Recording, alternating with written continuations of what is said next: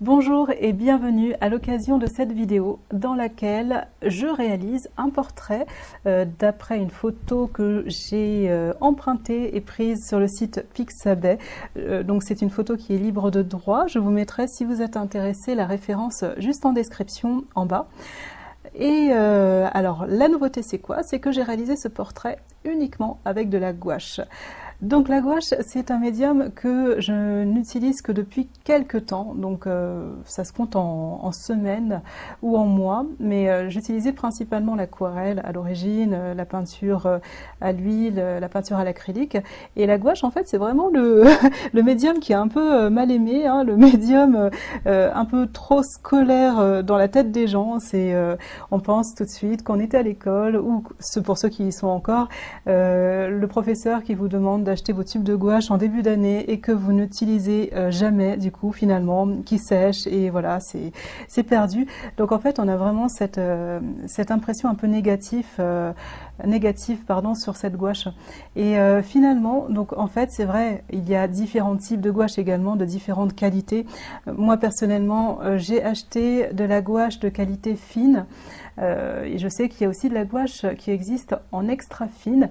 Alors elle coûte beaucoup plus cher et le souci, enfin moi je n'en voyais pas l'utilité dans le sens, pardon je suis tombée, dans le sens où je ne me vois pas vendre des tableaux à la gouache en fait. Pour moi la gouache c'est un médium qui est réservé dans mon cas à l'entraînement et qui me permet d'éviter d'utiliser les peintures à l'huile, peinture à l'acrylique. Bon, je l'ai un peu délaissé parce que bon, j'aime un peu moins son rendu et les contraintes finalement qu'elle m'impose. Mais la peinture à l'huile, alors pour la petite histoire, eh bien j'ai fait des réactions allergiques, certainement bon, aux produits, aux solvants ou autres, hein, des couleurs de la peinture, du médium. Et donc du coup je prends énormément de précautions maintenant lorsque je dois l'utiliser.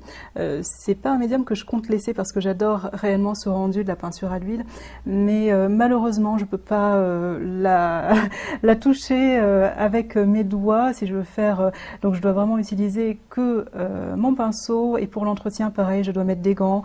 Donc lorsque je manipule mes flacons, à chaque fois je rajoute et j'enlève des gants, donc c'est un peu plus contraignant pour moi. Et aussi faut dire, hein, pour l'entretien, ça met beaucoup plus de temps que si vous utilisez de la gouache.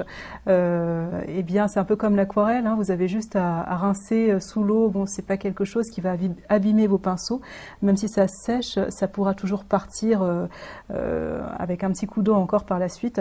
Donc voilà, donc c'est pour ça que j'apprécie énormément la gouache. En fait, le souci de la gouache pour moi, c'est juste, c'était juste au début en fait la matité, mais finalement on apprend que la matité elle est surtout créée par le blanc. Et lorsqu'on utilise déjà des couleurs de qualité au moins fine, de qualité un peu plus professionnelle, eh bien on se rend compte que finalement la gouache elle est très lumineuse, à part si on met beaucoup de blanc dans nos mélanges. Mais donc voilà, donc j'ai vraiment apprécié l'utiliser, et peut-être que vous ce sera également votre cas. Donc là pour la réalisation de ce portrait, j'ai utilisé uniquement 3 tubes. Donc comme quoi on peut faire vraiment très simple, des choses quand même assez un peu plus complexes avec juste 3 couleurs. Ça permet de simplifier aussi le processus, hein. J'ai pris du blanc de titane, de la terre d'ombre brûlée et de la terre de sienne brûlée. Alors ce qui est bien avec la terre de sienne brûlée, c'est que ça fait un semblant de couleur peau. Donc comme elle est un peu orangée, et la peau, ben, en fait, bon, il y a plusieurs variantes de couleur de peau, mais elle tend aussi vers ce orange beige. Donc lorsqu'on met un lavis assez transparent, assez léger de terre de sienne brûlée, on a vraiment cette impression de coloration de peau en fait assez naturelle. Et puis donc voilà, j'étais assez contente quand même du résultat final. Donc j'ai rajouté aussi un peu de blanc par-ci par-là, puisque forcément, alors c'est un croquis et c'est une étude que j'ai réalisée sans faire d'esquisse au préalable au crayon. Donc je me suis lancée. Je me suis dit, de toute façon, c'est pas grave, parce que quoi qu'il en soit, la gouache, c'est un médium qui est opaque. Et si je me trompe, au pire, eh bien, je repasse une couche par-dessus d'une autre couleur, et puis je recommence. Donc il y a moins de conséquences, tandis que la même chose en aquarelle, je n'oserais pas encore, en sachant que l'aquarelle, une fois que le papier est marqué, on ne peut pas rajouter des couleurs dessus pour revenir, enfin bon, ça fait vraiment très disgracieux.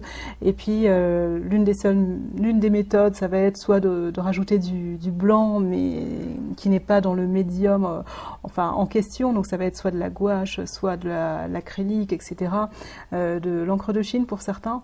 Ça va être également, quoi d'autre, gratter le papier. Bon voilà, c'est vraiment des méthodes qui abîment un peu quand même le rendu final. Donc voilà, j'espère que ça vous plaira. Je vous laisse apprécier la suite de la vidéo et je vous dis à bientôt.